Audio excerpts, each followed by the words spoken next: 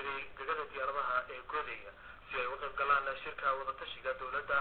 iyo waliba ururka UWSLF oo berita uga furmay magaalada Goodaya.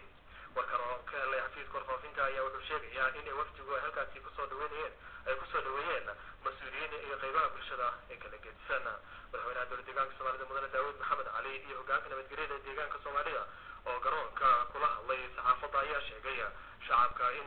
looga baahan yahay inay taageeraan guusha nabadgelyada deegaanka soo hoyatay. gudoomiyaha ururka midnimada xoreynta Soomaali galbeed ururka UWSLF Sheekh Ibrahim ayaa wuxuu isna sheegay in ay farxad aad u weyn ay u tahay in ay si nabadgelyo ay ula kulmaan madaxda sare ee deegaanka. maalinta baryahana waxaa magaalada Goodaya ka furmiyo shirka wada tashiga ee nabadgelyada ee ku aadan isla markaana ay qayb galayaan dowladda federaalka iyo weliba ururka UWSLF ay yeelanayaan. shir laba maalmood magaalada Cadaadle ee degmada Cadaadle ka tirsan gobolkaasi Goodaya uga socday ururka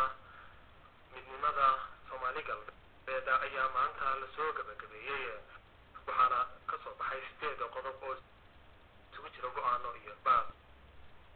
warkan oo ka helay xafiiska warfaafinta dowladda deegaanka Soomaalida ayaa wuxuu sheegayaa in shirkan iyo kii 13aad ururka UWSLF u yeesho ayaa waxaa ka soo qayb galay xubno sare ururka oo wadamo kala duwan ka kala yimid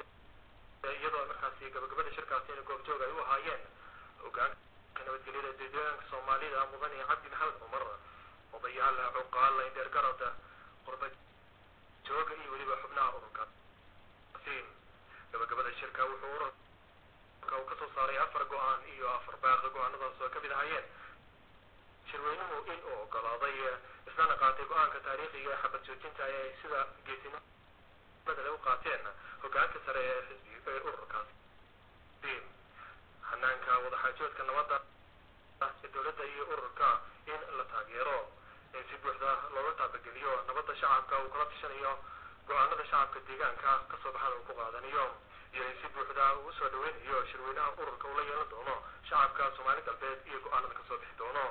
4 baaq oo ururka soo saarayna waxay kala yihiin shacabka deegaanka inuu taageero nabadgelyada, go'aanka ka soo baxay golaha sare ee ururka ONLF inuu soo dhaweynayo lagana miro dhaliyo,